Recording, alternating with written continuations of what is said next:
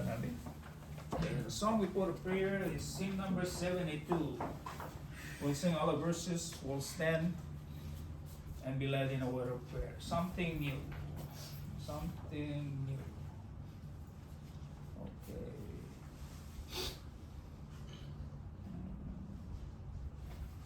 Something new. So,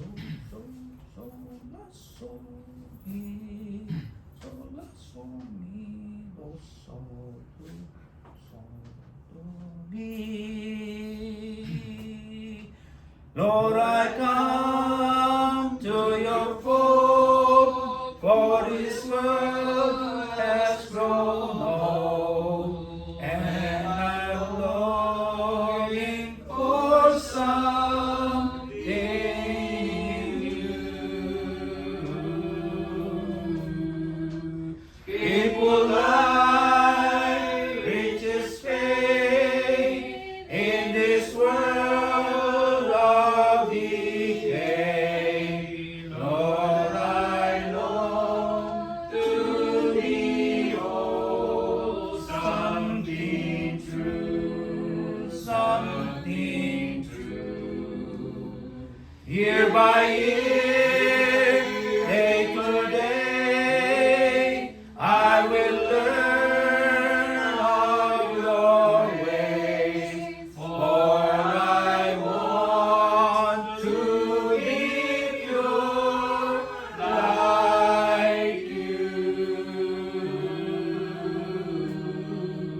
Fix my mind, fix my heart, give my soul a new start.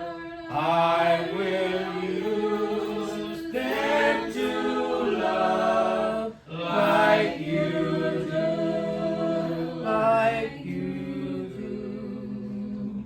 When the rain starts to fall and the clouds cover all, Holy One, I will come to you. Come the storm from within, and replace it with Him. Use the rain to create something new, something new. I believe in your Son, for I heard what is done, and I know that your word is true. I repent, take me in, wash away all this sin. By His blood I'll become something new, something new. Great and Almighty God, our Heavenly Father, most worthy to be praised, we humbly approach your throne to be thankful unto Thee for many blessings that you have bestowed to each one of us. We're so thankful and be grateful for our gathering. You have made it possible for each one of us once again to come together to worship you in spirit and in truth, to give glory and honor to your name. We thank you for your love and protections. We thank you for your blessing each day. We thank you for your word, that through your word it has given us the courage to stand firm in the faith. And we're so grateful that through your word it has made us victorious unto all that may have stumbled us along the way. Lord, we pray for your presence as we go on once again to come and to search and study your word. May your word give us the wisdom to be able to discern what is right and wrong, and to be able to give us a good wisdom and directions to do your will. Lord, may we pray for all the churches that gather in your name, that through our gathering, your name will be praised and be edified, and we'll all be edified with your word. And we pray that you continue to give us the strength, the courage that we need to be able to preach and to reach out and to share your gospel unto all the world. Lord, it is your will be done in our hearts, in our mind, and our soul. And we pray for your blessings each day as we go on with our lives. We pray for those that are unable to be here with us, whatever the circumstance, we trust them into your hand, Lord. May your word be upon them, that it may give them the wisdom and understanding of serving you, committing themselves for your glory. We pray for those that are being challenged in the faith. We pray for your word that it will be upon them. Give them the strength and courage to stand up what is right for your will. We pray for our children. We pray that they may grow and be steadfast in the faith. Be taught with your word that when they grow older, they will not depart from the faith. We're so grateful for the parents, for their sacrifices, teaching the children the way they should be, so that when they grow older, when they will not depart from the word that's being taught unto them. We pray for those that have traveled along the way just to be here to worship with us. We pray for those that are away from us, that you keep them safely, that they may reach their destination safe and sound. Be with us now, Lord, as we go on with our service. May you bless your word that you will be delivered unto us. May you give us the wisdom that we need to fully understand the word, that it will help us to be strong in the faith. Lord, it is your will be done in our service, and we pray that all things be done according to your will. In Christ's most precious name I pray. Amen. Amen. Oh, brother. Okay.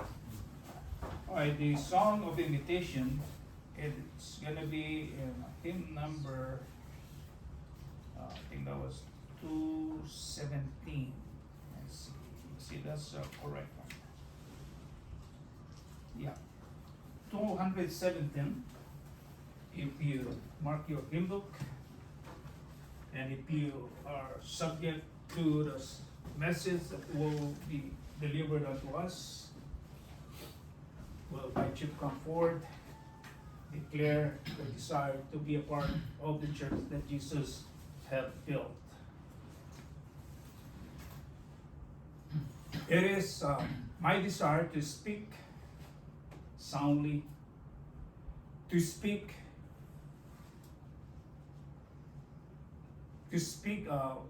not going beyond what is written, to speak what the Bible speaks and silence what the Bible is silence.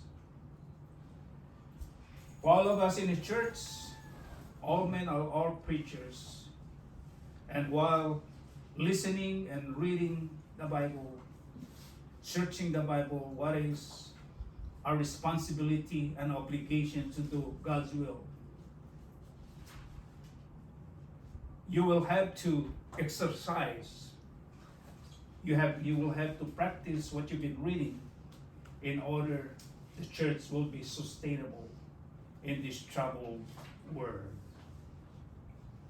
There are so many things. There are so many preachers out there preaching truth, that it requires for us to diligently divide the word of truth in order for us to discern what they're preaching is in the Bible or not. That is our job and responsibility that we need to be prepared facing the Lord one day. The lessons that I would like to share with you today is a series of lessons that I started a couple weeks ago. I started before Brother Matt Trent were here with us. I think that it's essential. I would say that it's essential to obey the Word of God, and there are things that we need to study and learn upon the example and actions of our forefathers, or the people in Israel in the Old Testament, and that is the basis of my lesson today. Essential obedience basis on the John 14 verse 15 and 1 Peter 1:14.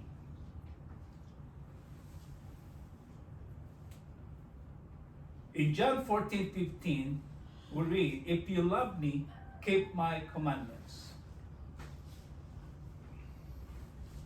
And 1 Peter 1:14, we read, "As obedient children, not conforming yourself to the formulas as in your ignorance." Verse 14, 1 Peter 1:14.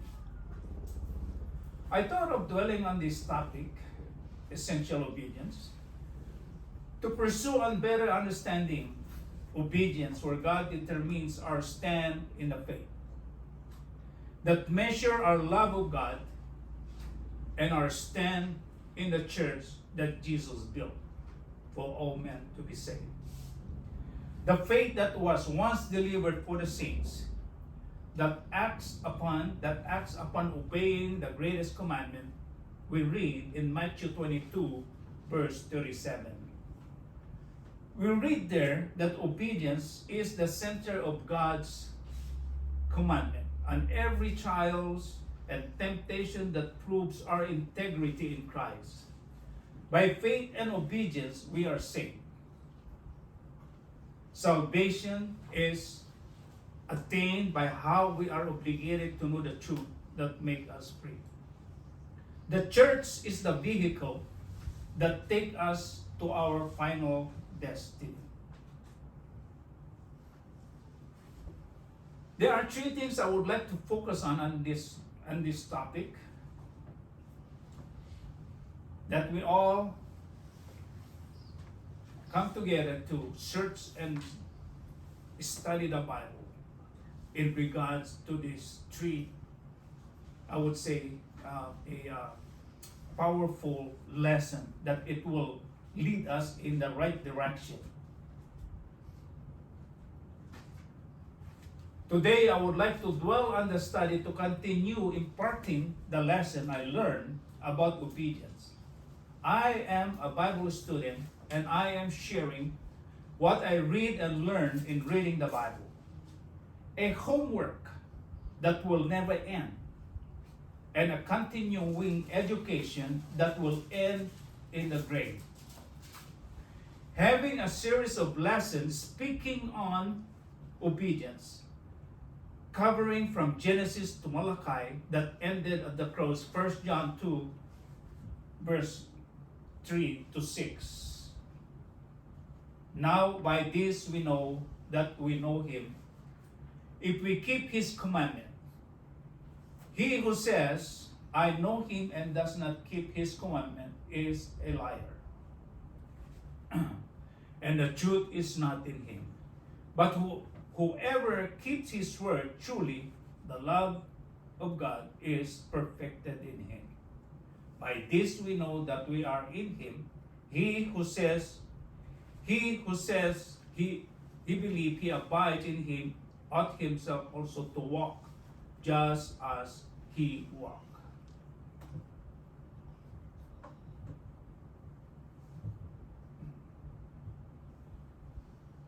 What happened? Why is it there?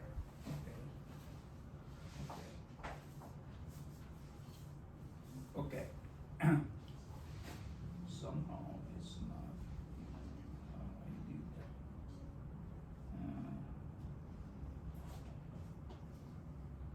Okay. No, it's not there. Okay. I don't want that cursor up there. Okay. I want that cursor here. I don't know why it's up there. I did not extended my. But anyway, let's just go on. Okay.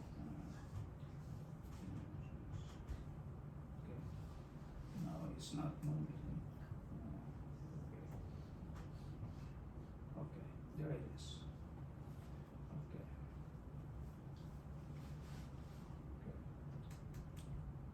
Okay.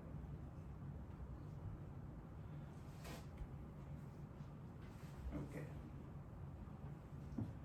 In this study, we will review the Ten Commandments, learn by their example, and how are we act upon it today in the Lord's church. In the 5 books of law reminds us how Israel acted upon God's commandment.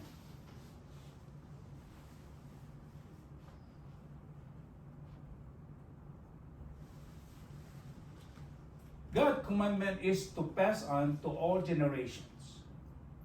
A commandment that we read in the Old Testament serve as our tutor to bring us to Christ. In order to be able to fully understand how we got from the Old Testament to the New Testament, we need to read the book of law. It is Genesis, Exodus, Leviticus, Numbers, and Deuteronomy. That covers most of how Israel acted upon God's commandment. In Genesis 17 we read, and God said to Abraham, "As for you, you shall keep my covenant, you and your descendants, that descendant after you throughout their generations." Several passages in the 5 books of law we read, "Beware of him and obey his voice. Do not provoke him, for he will not pardon your transgression. For my name is in him." Leviticus chapter 25 verse 18. "So you shall observe my statutes and keep my judgment and perform them, and you will dwell in the land in safety. Surely I have taught you statutes and judgment, just as the Lord my God commanded me that you should act according to them."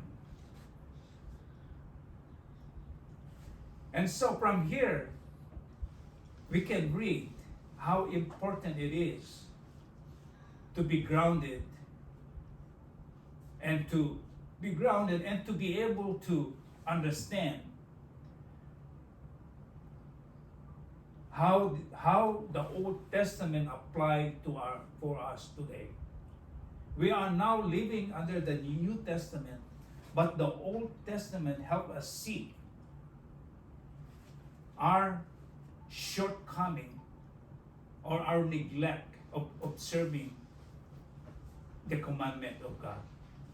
In the next slide, let us review the 10 Commandments and look at examples and actions of the apostles actions of the people in the Old Testament, and see where we come short of God's glory today. Just remember that we are now living under the law of Christ, Matthew 22:37, which sums up all of the Old Testament law. The essence of God's commandments, the 10 Commandments, let us read. "You shall have no other gods before me. You shall not make for yourself carved image, any likeness of anything that is in heaven above. You shall not take the name of the Lord your God in vain. Remember the Sabbath day to keep it holy. 6 days you shall labor and do all your work, but the seventh day is the Sabbath of the Lord your God. In it you shall do no work. Honor your father and your mother. You shall not murder. You shall not commit adultery. You shall not steal. You shall not bear false witness against your neighbor. You shall not covet. Questions. Are these still applied for us today? What is concealed in the New Testament, the Old Testament reveals.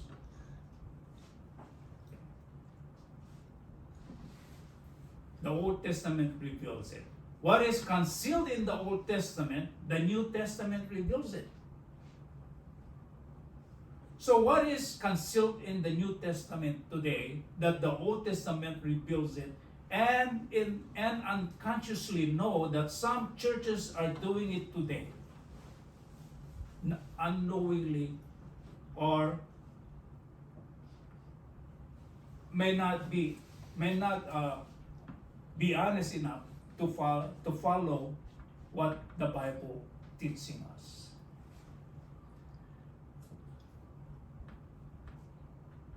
Remember that in Galatians 3:24, we read there that therefore the law was a tutor to bring us to Christ. Let's go on to the next slide. Let us review and apply what we are reading here on the basis upon examples and actions that by lack of knowledge we are unconsciously doing what is not for us today.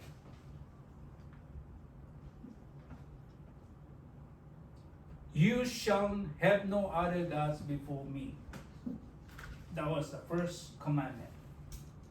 Are all the churches doing that today?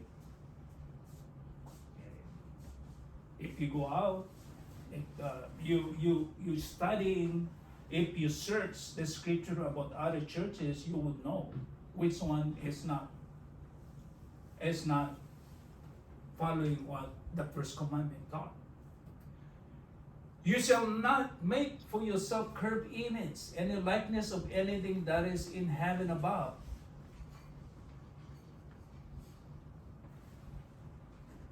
Some churches still doing it, I don't know if they're reading the Bible or not. But it's so clear here. You shall not make for yourself carved image. I grew up in a church that worshiped carved images.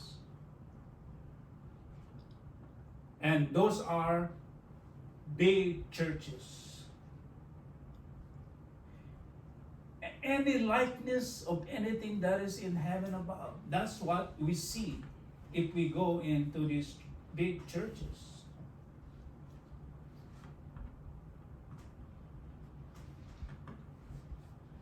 Remember the Sabbath day to keep it holy.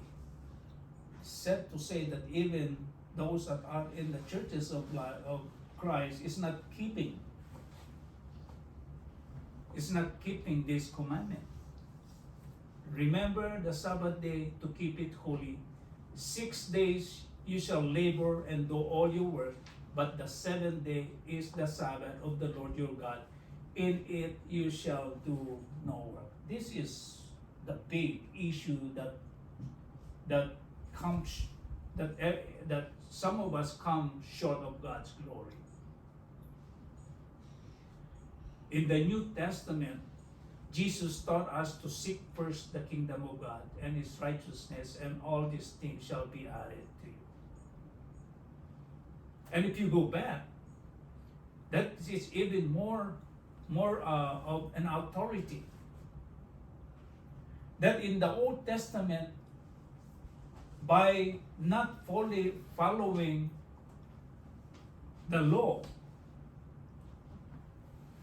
you will be punished right away. You will reap what you have done wrong. Honor your father and your mother. That that is, in every family, some, no, not all family is giving an appreciation of the father and your mother. We see that out there today, that they are being radicals without respect of the parents today. You shall not murder. We see that happening around us today. You shall not steal. You shall not bear false witness against your neighbor. You shall not covet. No.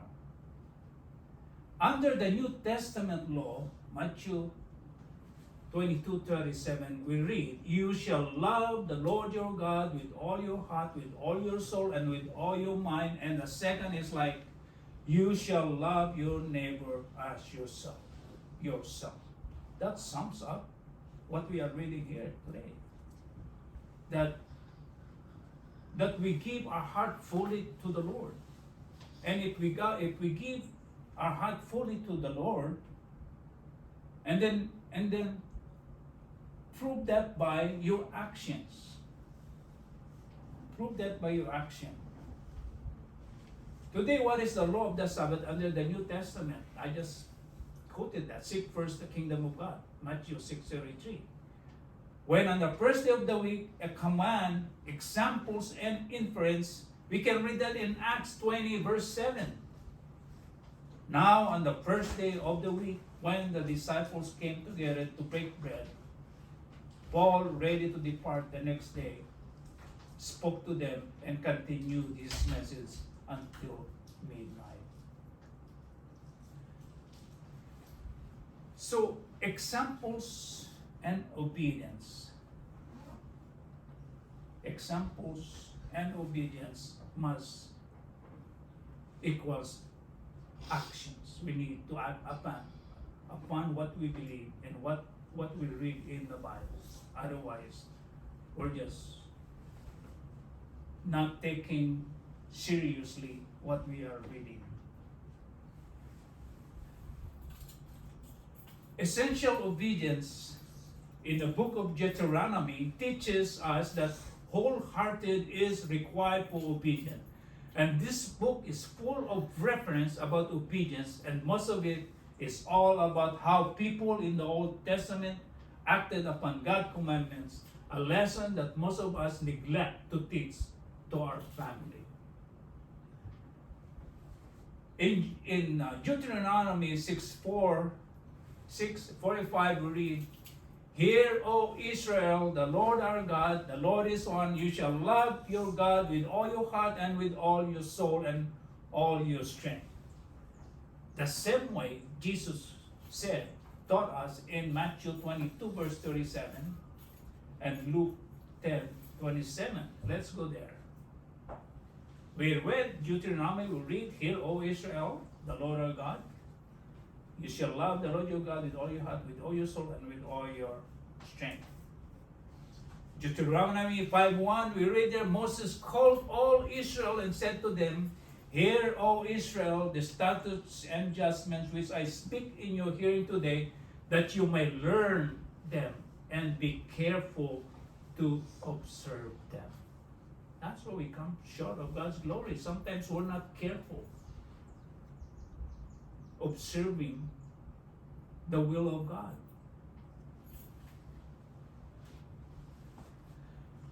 Wholehearted required, as we read in Deuteronomy 8:1, every commandment which I command you today, you must be careful to observe that you may live and multiply.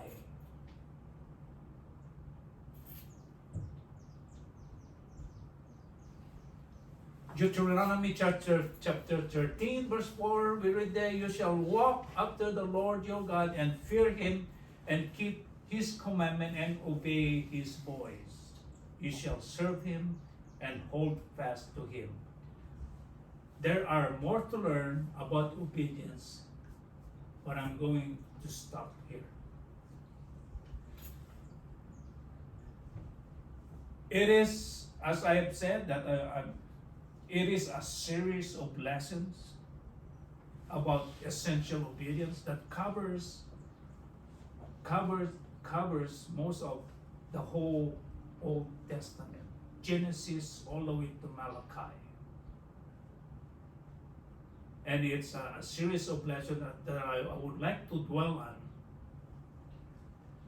so that we'll be able to understand how important it is to obey the Word of God. Faith alone will not save us. Faith plus work and obedience will save us. So we need to take action upon what we are reading. Don't just read it, apply it into our daily lives, apply it into our spiritual life, and that will lead us in the right directions to heaven. That is our ongoing educations, a homework that it will end in the grave. And from there, we will reap the reward of everlasting life in heaven. Summary. In conclusion, we have learned how people in the Old Testament acted upon God's commandment. We have learned from their examples how God dealt with disobedience. And how are we put all this together in our study today into action that pleases God for all generations to come. Question: to sum up all of this lesson that we are studying today, there may be questions that have come into your mind. What must I do to be saved? I hope that in a way you are being edified with the lesson today, that you may continue coming to church to learn more about the church being taught and directed upon the Word of God. We are striving to contend earnestly for the faith which was once for all delivered to the saints. I ask you to consider response to the question.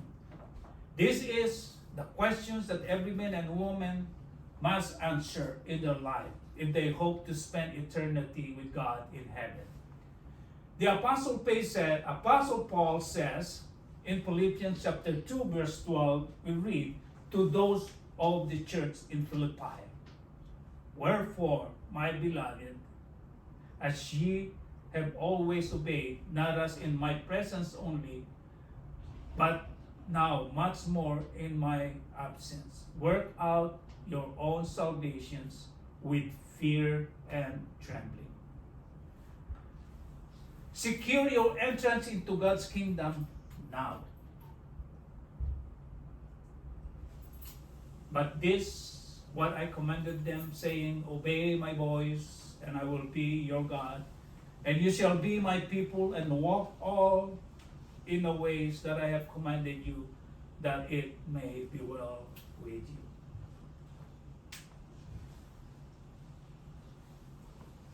By continuing studying the Bible, searching for truth,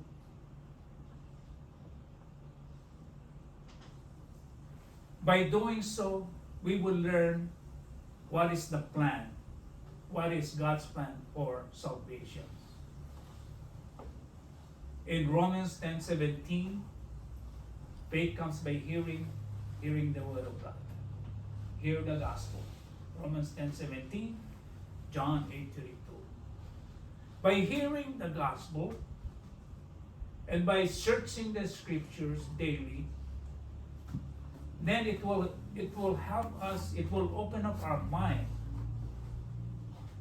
From there, we believe the gospel plan of salvation will become clear into our mind, and we believe as we read in Hebrew 11:6, John 20:31. When you believe, you must have to repent of past sins. Luke 13 verse 3, Acts 17:30, confess faith in Jesus Christ, Romans 10:10, Matthew 10:32. Be baptized, be faithful unto death. Revelation 2:10, Galatians 3:27, Mark 16:16, Acts 2:8. If we follow based on what we're reading in the Bible, then we know for sure that we are in the right pathway to heaven. Just have to make sure that's the plan of salvation that you are hearing is from the Word of God. If it's the plan of salvation is from men, then come back and study more with us in the Church of Christ that Jesus built. Brothers and sisters, our obedience was to be God's will. That's what God wants